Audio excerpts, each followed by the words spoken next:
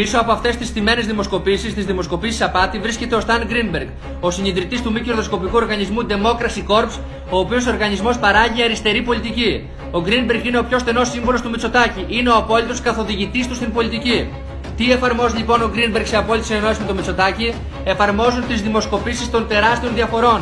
Διότι όταν δείχνουν στον κόσμο ότι το πρώτο κόμμα δίθεν του Μητσοτάκη έχει διαφορά 20 μονάδες από τα υπόλοιπα κόμματα, δημιουργούν στους πολίτες απογοήτευση και αγανάκτηση και τους σπρώχνουν προς την αποχή.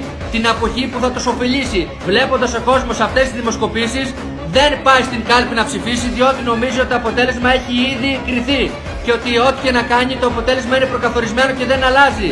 Έχουν πολύ χαμηλά ποσοστά και γι' αυτό εφαρμόζουν αυτή την τακτική, διότι με την αποχή τα ποσοστά τους θα φουσκώσουν. Πρέπει να φερθούμε όμως όλοι έξυπνα και να δείξουμε σε αυτούς τους ανθρώπους ότι δεν μασάμε και ότι δεν τρώμε κουτόχορτο.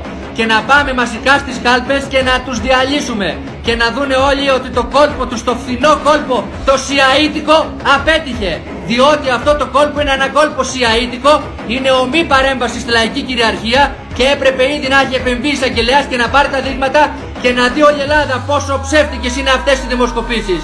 Και να δώσει ο ελληνικός λαός επιτέλους το μήνυμα ότι είναι έξυπνος και όχι χαζός, όπως θέλουν αυτοί οι σιαΐτες που παίρνουν εντολές από ξένες πρεσβείες να μας κρατάνε μια ζωή πουδολωμένους στον πάτο. Ξένες πρεσβείες δυτικών χωρών, οι οποίες μας στέλνουν μια ζωή για να μας αρμέγουνε, για να είμαστε εμείς δούλοι με λίγα ψίχουλα και αυτοί να παίρνουν τα μεγάλα οικονομικά κεφάλαια της χώρας μας.